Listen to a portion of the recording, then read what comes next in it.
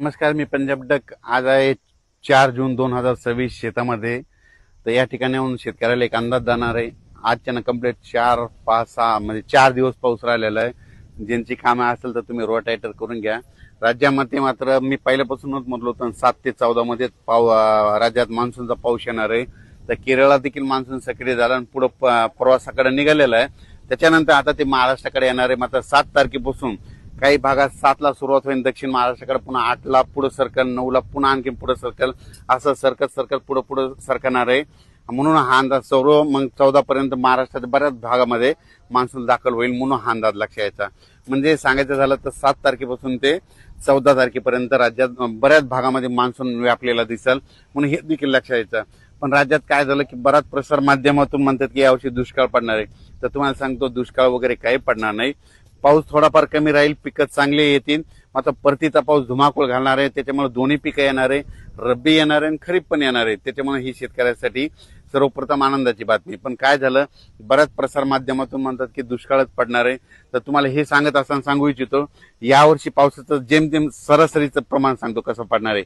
जूनमध्ये थोडाफार कमी पडेल, पेरण्या होतील, म्हणजे पेरण्या 2 टप्प्यात होतील. एक होतील 7 ते 14 मध्ये होतील आणि नंतर काय होईल 20 ते 30च्या दरम्यान एक पेरणीचा टप्पा राहील. आणि त्याच्यामधून जर काही शेतकरी कोणाची वापसा नसली उरली तर मग 10 जुलै ते 15 जुलैमध्ये तिसरा टप्पा राहील. म्हणजे असे 3 टप्पे पेरणीचे राहणार. पहिल्यापासूनच मी सांगतो, म्हणजे 7 ते 14 मध्ये ज्यांच्याकडे ईदभर ओल गेली तर ते पेरणी करते. आणि त्याच्यानंतर 20 ते 30 मध्ये जिथं पाऊस पडला त्यांच्याकडे ईदभर ओली की ते पेरणी करते. आणि त्याच्यातून जर काही पाऊस नसला, ट्रॅक्टर नाही भेटलं, डिझेल नाही भेटलं, त्याच्यामुळे जर उरल्या तर 10 जुलै ते 15 म्हणजे असे 3 टप्पे पेरणीचे होते. पण शेतकऱ्याला सर्वप्रथम सांगतो, तुम्ही काय करा, पाऊस पडल्याच्या नंतर शेतामध्ये कुदळ घेऊन जा. आणि कुदळ घेऊन झाल्याच्या नंतर तुमच्या जमिनीमध्ये काय करा, अशी ईदभर ओल गेली, अशी ईदभर की कधी पेरणी करू शकतात. मग काय होतं ना, शेतकरी काय करतात, हे 4 बोट ओल गेली की त्याच्यावर पेरणी करतात, तुमची पेरणी फेल जाते. म्हणून चांगली ईदभर ओल गेल्याच्या नंतर, पेरल्याच्या नंतर महिनाभर जरी पाऊस नाही आला तर ते तुमचं पीक उगवत आणि ते ताशी देखील लागतं.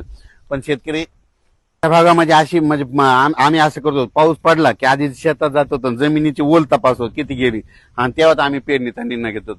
म्हणून माझ्या म्हणणं, शेतकऱ्यांनी पेरणी करत असताना स्वतःचा निर्णय स्वतःच घ्या. स्वतः शेतकरी खूप हुशार असतो, कारण की त्यांना आतापर्यंत त्याची जीवनच शेतीवर म्हणून त्यांना पेरणी करायची की नाही ते ठरवतो. म्हणून हे लक्षात घ्यायचं.